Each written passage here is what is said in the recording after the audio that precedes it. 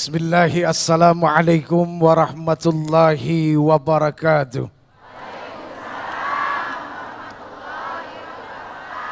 Hadirin yang insya Allah dimuliakan Allah, amin. Baik, ngomong-ngomong setengah hidup setengah mati, itulah namanya perjuangan. Apalagi perjuangan seorang perempuan. Perempuan mah kadang-kadang setengah mati setengah hidup. Nggak seneng sama yang mati, demen sama yang hidup, betul? Ya siapapun kagak demen sama yang mati.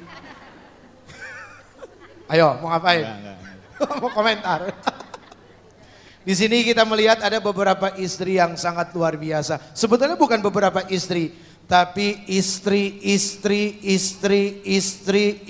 yang sangat luar biasa. Kok aminnya sedikit sih? Ini gak kepengen dibilang luar biasa ini? Ya udahlah, ini istri yang biasa-biasa aja.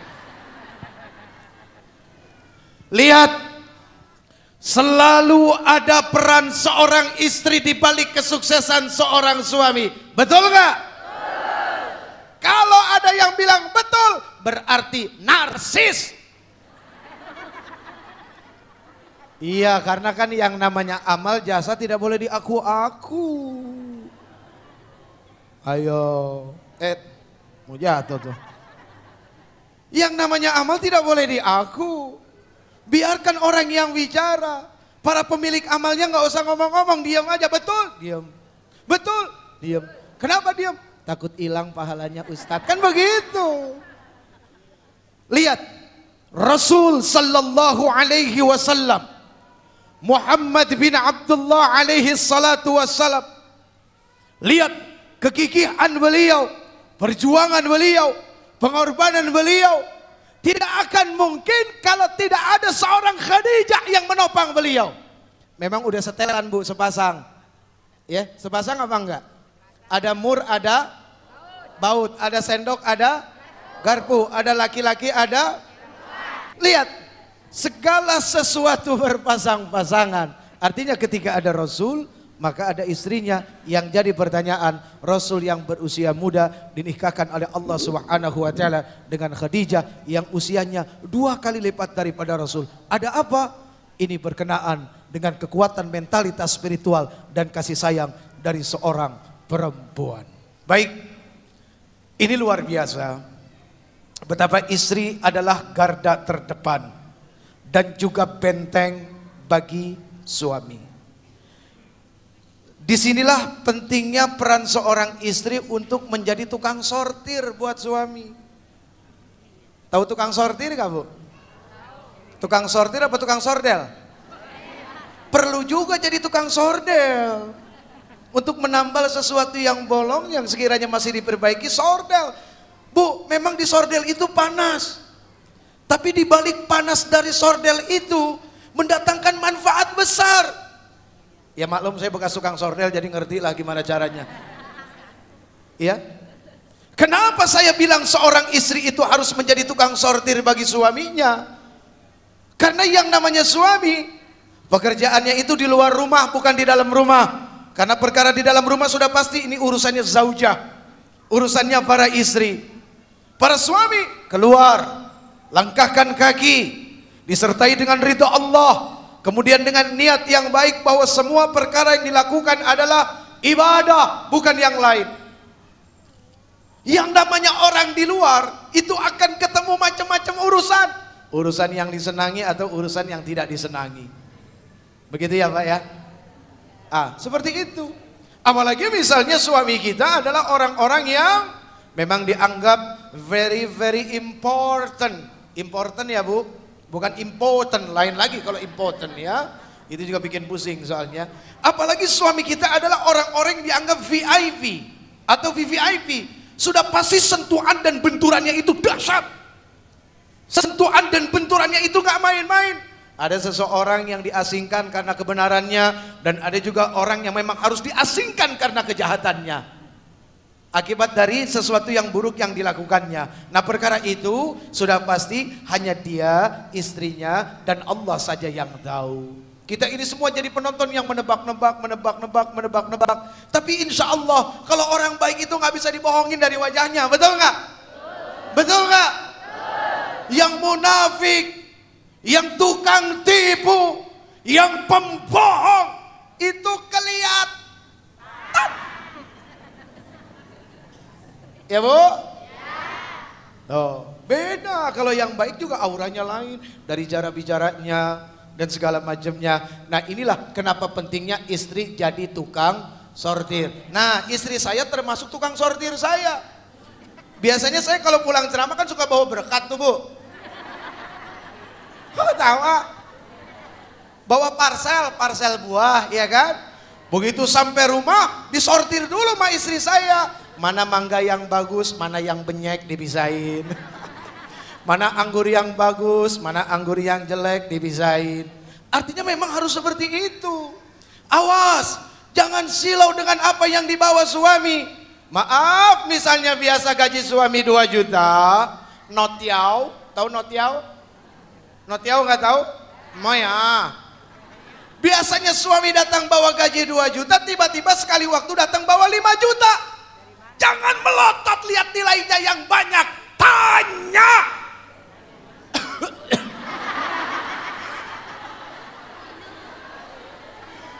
Ya udah sampai di situ saja. Di balik kesuksesan seorang suami, satu ada ibunya. Jelas?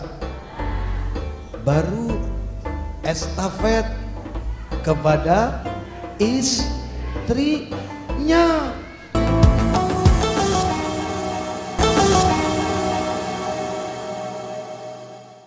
Baik. Bahasan kita masih apa tadi Ibu?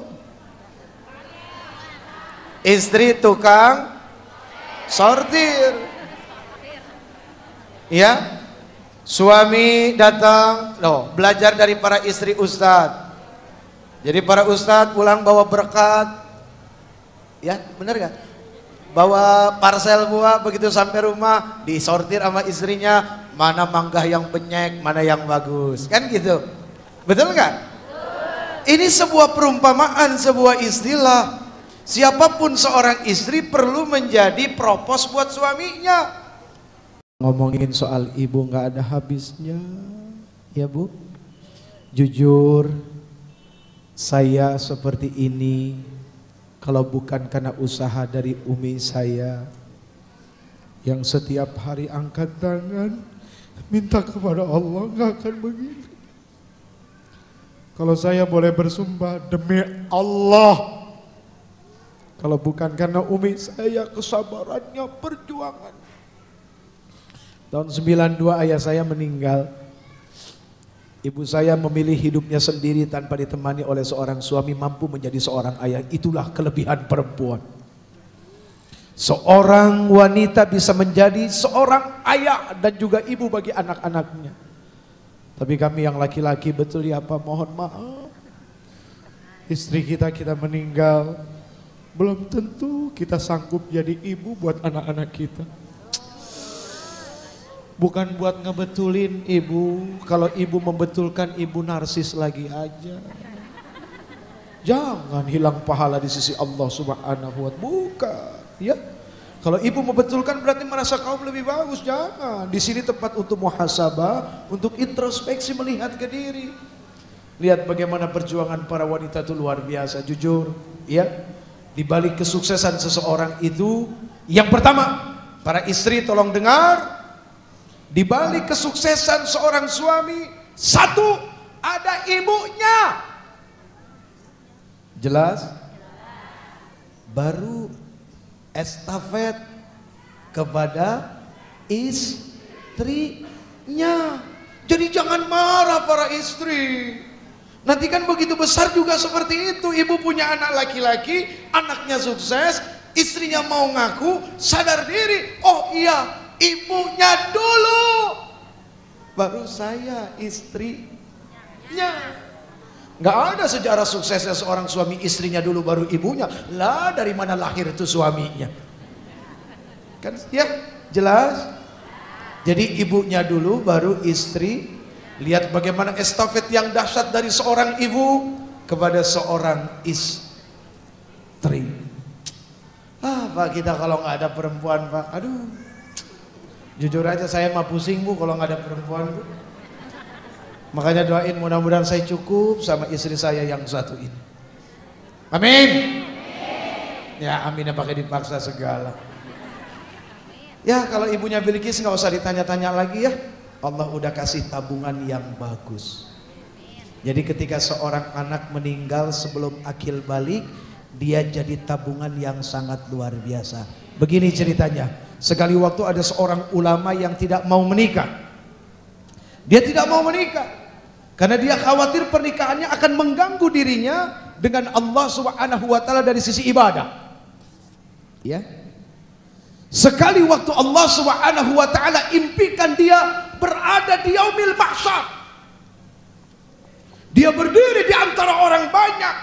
Tiba-tiba di depan dia berlari anak-anak kecil membawa nampan dari emas, gelas dari emas, kemudian bertutupkan dengan selampai dari sutra.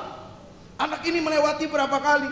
Begitu dia lihat, oh berhenti di bapak itu memberikan minum. Sampai pada akhirnya dia penasaran. Begitu ada anak yang lewat, diberhentikan. Kamu ini siapa? Kami anak-anak yang meninggal waktu kecil. Oh iya? Terus kamu ngapain? Aku memberikan minum. Buat siapa? Buat orang tuaku. Di saat orang semua kehausan di yaumil mahsyar, lihat mereka orang tua yang ketika anak-anak yang meninggal wafat di saat belum akil balik akan menjadi pengantar minum penghilang haus dan dahaga daripada orang tuanya. Akhirnya asbab dari situ si ulama ini bangun, buru-buru dia kawin, nikah. Akhirnya dia bangun, dia nikah, berharap pengen punya anak. Ya Allah, coba kita meninggal belum nikah. Awaladin solihin yadu'ula, anak yang soleh yang mendoakan orang tua kagak punya. Kalau suka sodako, kalau suka memberikan ilmu.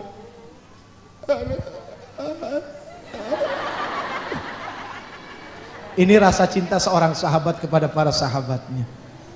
Ya kan? Yang satu aja pada pengen nambah lagi. Masa ini belum juga satu ajan. Satu hal untuk kita semua, kita hanya diberikan hak guna pakai oleh Allah Subhanahu wa taala. Bahwa hak memiliki itu adalah mutlak milik Allah. Kita cuma diberikan titipan saja. Mudah-mudahan ketika kita merasa bahwa ini adalah sesuatu yang hanya dititipkan, maka Allah Subhanahu wa taala akan memberikan keridhaan kepada kita.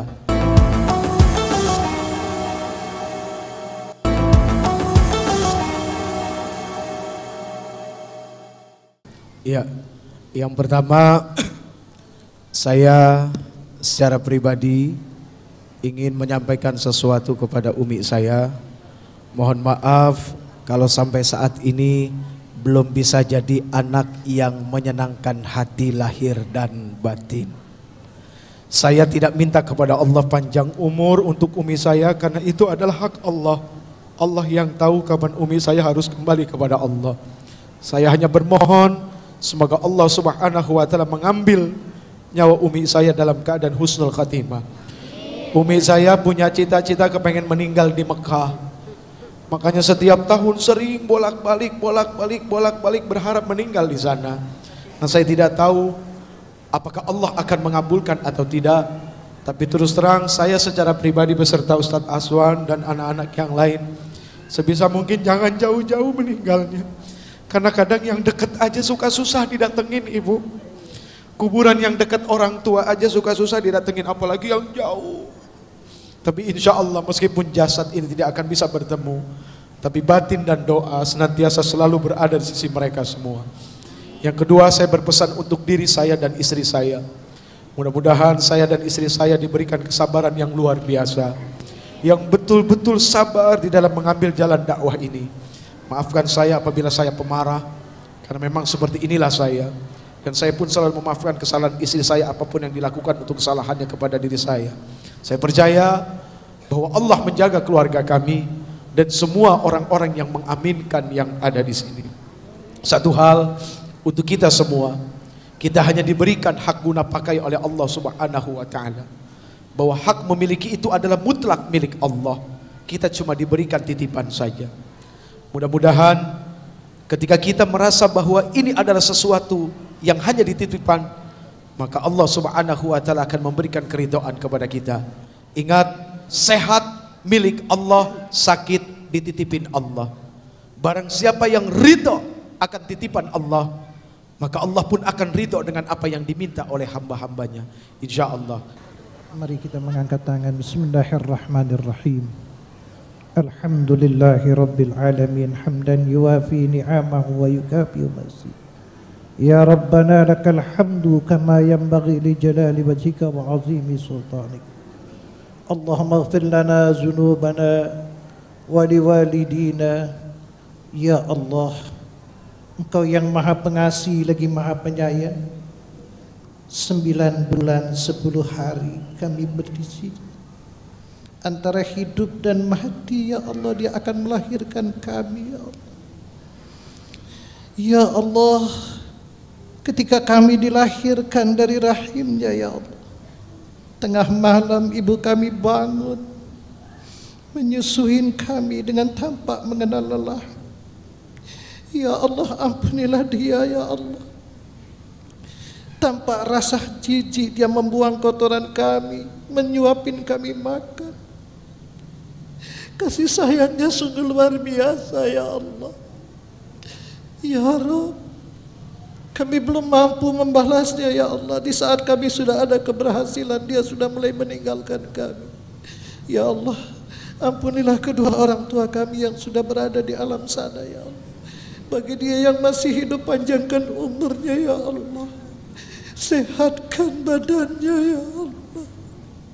Sehatkan badannya, ya Allah. Dari kecil kami cuma pandai menyakiti hatinya, ya Allah. Kami belum mampu membalasnya, ya Allah. Hanya sedikit pun kami belum mampu, ya Allah. Berikan kami rezeki yang halal yang banyak, ya Allah, agar kami bisa sedikit menyenangkan hatinya, ya Allah. Ya Allah, Engkau yang maha pengasih dan Engkau yang maha penyayang. Ya Rabb, kami bisa semacam ini karena jasanya, ya Rabb. Ya Allah, mudah-mudahan damailah Indonesiaku, ya Allah, menjadikan salah satu yang Kau anugerahi, ya Allah. Selamatkan kami dunia wal akhirah, jauhkan kami dari perpecahan. Amin ya mujibah sya'irin. Sallallahu ala sayyidina Muhammadin wa ala alihi wasallam. Walhamdulillahi rabbil alamin.